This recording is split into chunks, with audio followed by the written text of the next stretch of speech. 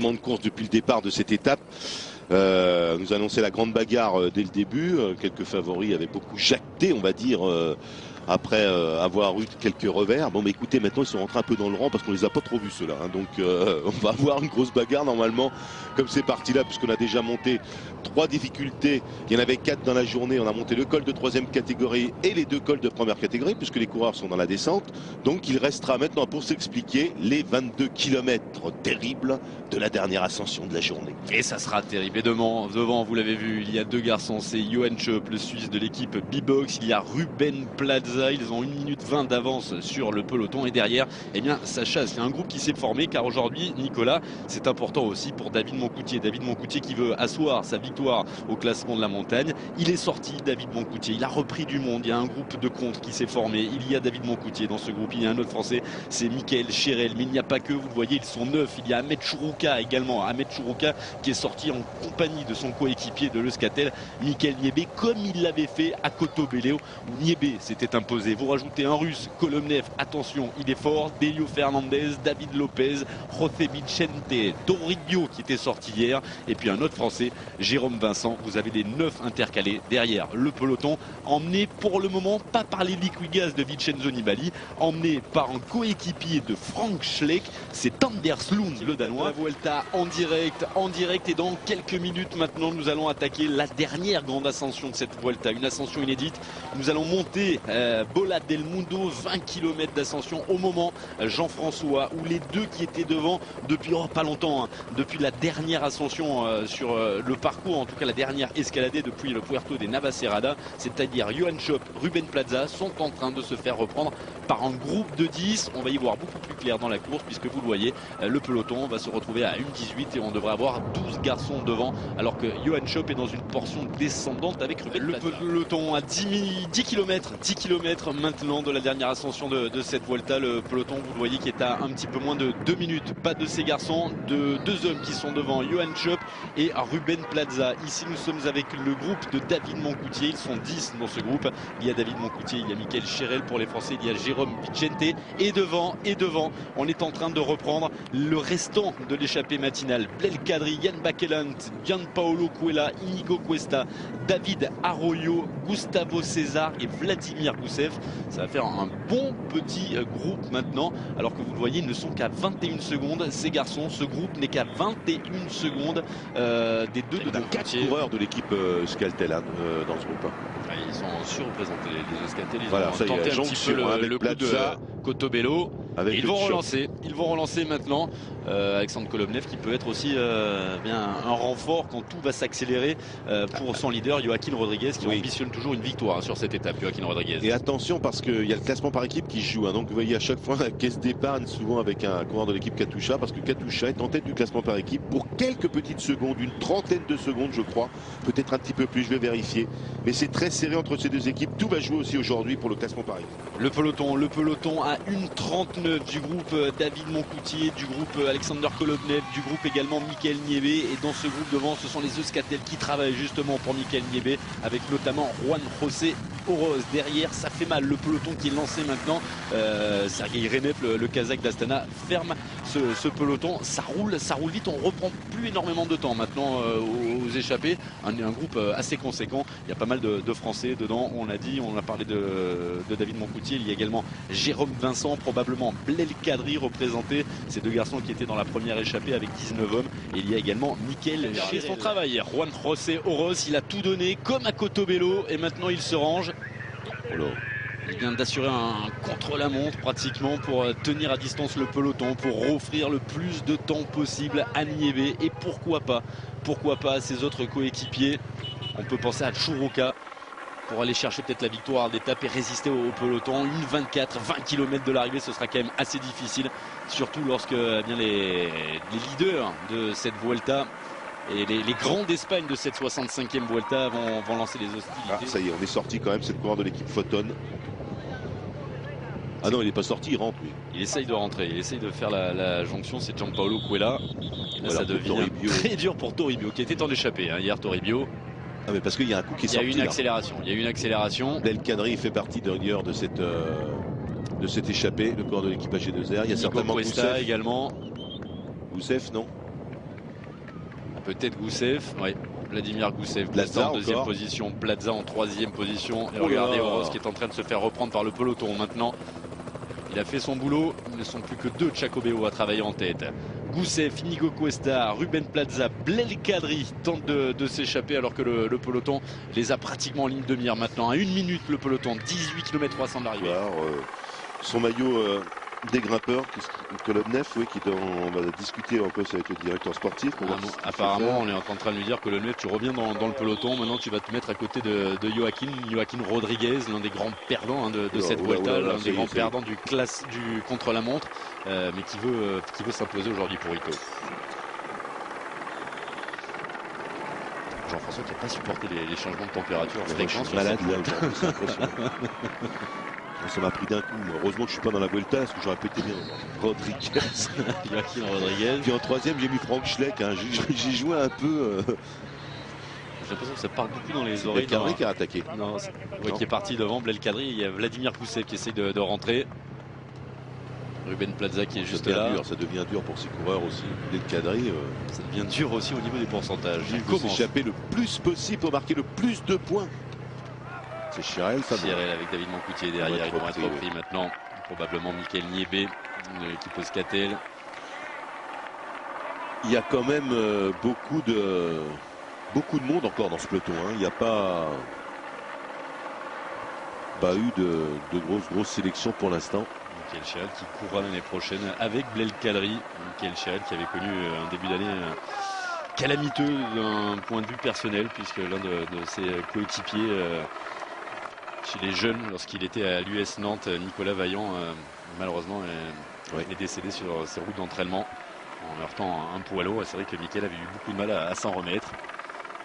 Il a de la force là encore, hein. On le voit, Moncoutier assis sur la selle.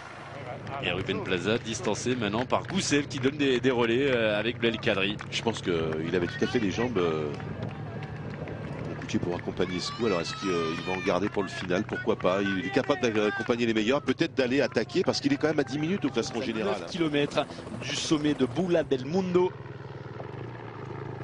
Et on rappelle, ce sont vraiment les 3 derniers. Attention à Di Gregorio, Rémi Di Gregorio que l'on voit là-bas, le coureur de la FDJ. À la gauche de l'image précédente, il est à la droite là, du peloton. Il est en train d'attaquer, Rémi Di Gregorio. Zog n'est pas là. Hein. Attaque de Rémi Di Gregorio. Encore un coureur français qui se distingue dans cette 20e étape. Après Belkadri, après Michael Chirel, après David Moncoutier. Il est très loin au classement général, hein, donc il n'y a pas de souci, on n'ira pas le chercher. Il est 24e à 26 minutes. Mais il faut faire le break par rapport au peloton, ça c'est jamais évident parce qu'on a vu que derrière ça roulait. Thierry Bricot qui nous disait qu'il finissait bien Rémi Di Gregorio dans cette Vuelta, c'était il y a 48 heures, il le prouve ici. Le Marseillais Rémi Di Gregorio.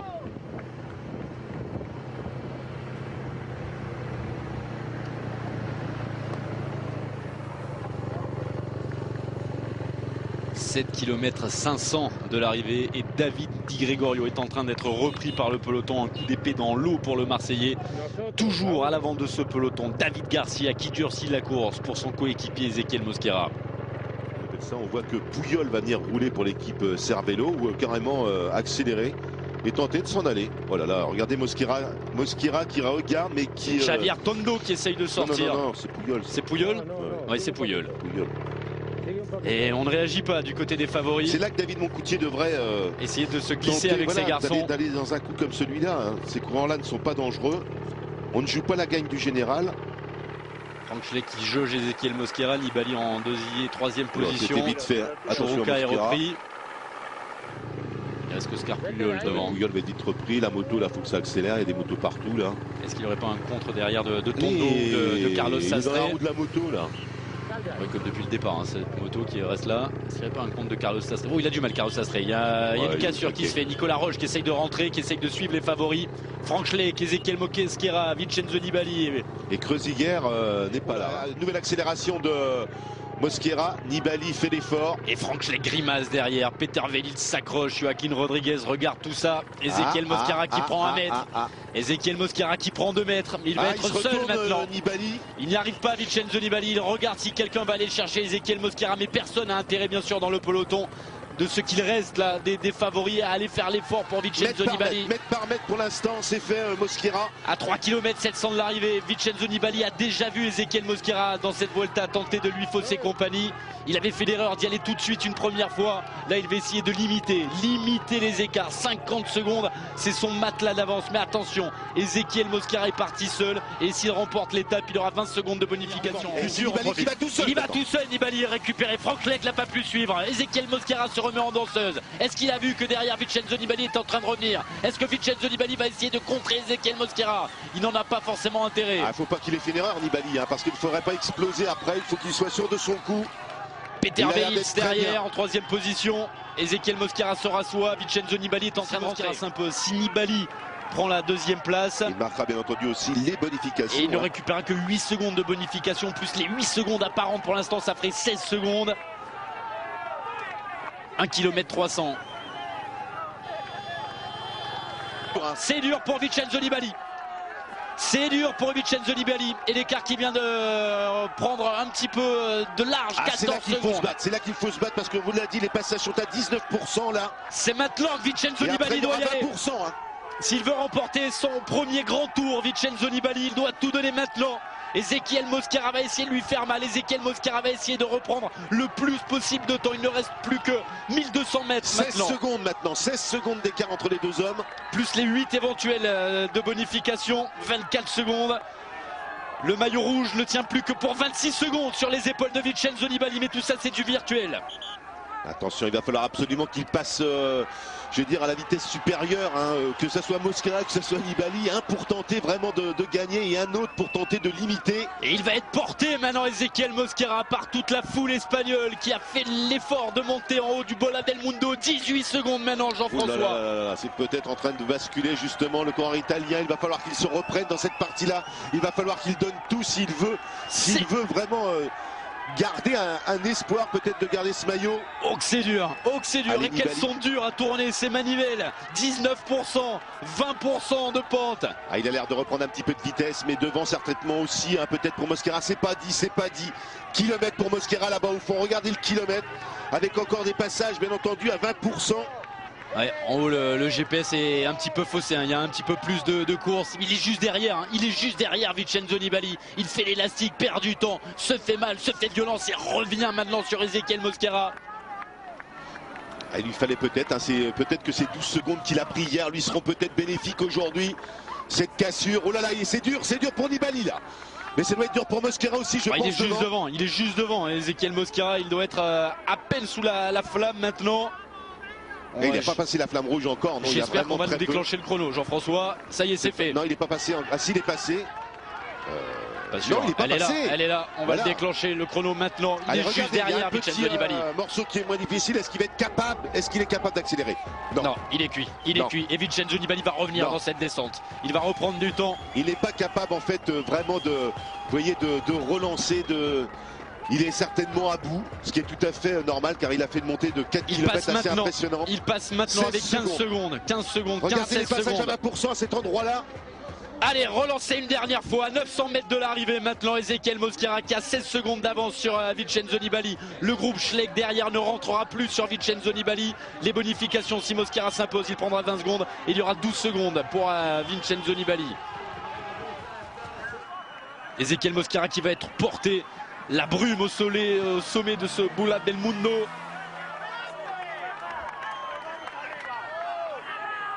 Ah, ça va se jouer à rien du tout. Ça va se jouer à rien du tout. Il en peut plus, Ezequiel Mosquera. Il en peut plus. Mais il roule quand même encore très fort. Hein. Mais il va, quoi qu'il arrive. 700 mètres maintenant, 700 mètres avec encore les passages très durs. Vous allez le voir devant vous là-bas. On est dans le brouillard. Regardez la pente, regardez la rampe juste devant là. C'est le dernier effort maintenant. Le dernier effort pour Ezequiel Mosquera. C'est là qu'il peut peut-être tout plier. C'est sur ces 600 mètres qu'Ezequiel Mosquera va peut-être aller chercher son rêve. Le rêve de porter la tunique rouge à Madrid. Le rêve de remporter cette Vuelta. 65e du nom. Et il est lancé sur ces 600 mètres maintenant, Ezequiel Mosquera. 10 secondes maintenant d'écart entre les deux hommes. Nibali est en train de revenir. 9 secondes.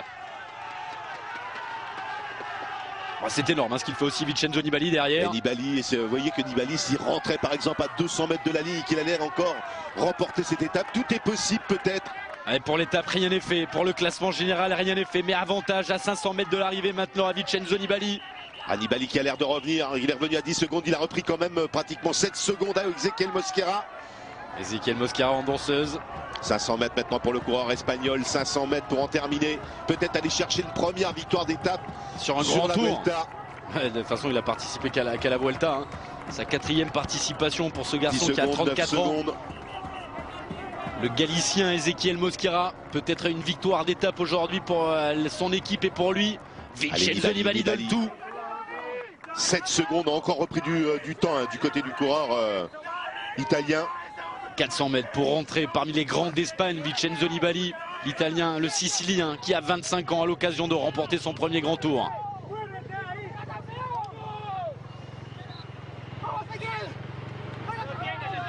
Je vous dis que Nibali peut peut-être rentrer dans les 300 derniers mètres. Et moi je vous dis que c'est mort pour Ezequiel Mosquera pour le classement général. Il ne remportera pas la Vuelta, Ezequiel Mosquera, à 300 mètres de l'arrivée.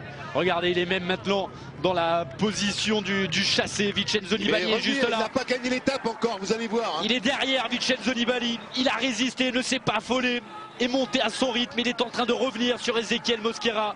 Le groupe Joaquin Rodriguez, on ne donne plus le groupe Schleck derrière à 24 secondes. Regardez Rodriguez qui est sorti seul en fait derrière, qui va aller chercher la 3e place.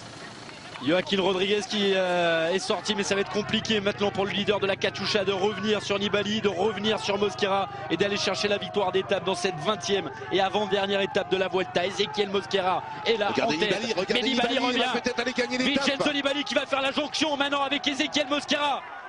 Et il va prendre un coup énorme derrière la tête, Ezequiel Mosquera, lorsqu'il va voir le maillot rouge de cette Vuelta revenir sur lui.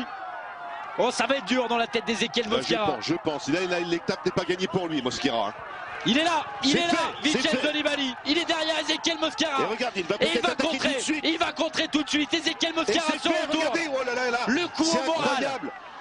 C'est un mano à mano encore, mais Mosquera encore peut-être des ressources pour aller chercher la victoire d'étape.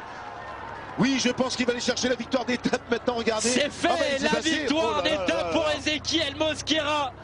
Mais qui n'a pas su distancer Vincenzo Nibali qui a terminé dans sa roue. Et Rodriguez qui va aller chercher la 3e place maintenant.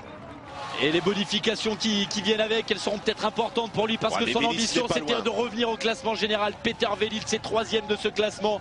Il est juste derrière. Regardez, on n'en peut plus en haut de ce Bola del Mundo. Ezequiel Mosquera a eu sa chance, mais Vincenzo Nibali va remporter la 65e Vuelta, même si c'est le Galicien qui aujourd'hui a apporté la plus belle ligne à son palmarès en remportant cette étape. Aussi. Nicolas Roche qui va franchir. Avec Puyol ou non, peut-être Sastré, je sais pas. Ouais, Tondo qui serait revenu dans... Tondo. Ouais, c'est pas bon pour Nicolas Roche. Tondo. Nicolas Roche qui ne passera pas devant Xavier Tondo au classement général. Et Vincenzo Nibali qui a 25 ans est en train de célébrer. Il le sait, c'est fait maintenant. Il a remporté la Vuelta après Ivan Basso qui avait remporté le Giro. Il était 3e de ce Giro. Eh bien l'Italie s'offre un 2e grand tour cette année grâce à un grand espoir, un grand d'Espagne aujourd'hui. Alors que Rémi Di Gregorio fini. Alors là, Sastré va en terminer aussi. Avec Puyol probablement juste derrière lui. Carlos Sastré qui voulait remporter cette étape. Mais Carlos Sastré, malgré ses 3 participations aux 3 grands tours, n'aura pas brillé cette année. Carlos Sastré râle maintenant. Je suis un peu surpris par le classement général, mais si c'est ça. David Moncoutier va prendre la 13e place. Christophe Lemaivel sera 14e. Donc l'an français, on comptera aussi une place dans les 20 avec Rémi Di Gregorio. Et devant Vincenzo Nibali qui finalement aura perdu 8 secondes par rapport aux bonifications et 1 seconde de plus sur le goudron de cette ascension du Bola del Mundo. L'écart ce soir entre Vincenzo Nibali et Ezequiel Mosquera, 41 secondes. Peter Velil sur le podium de cette Vuelta, il termine à 3,02 de Vincenzo Nibali.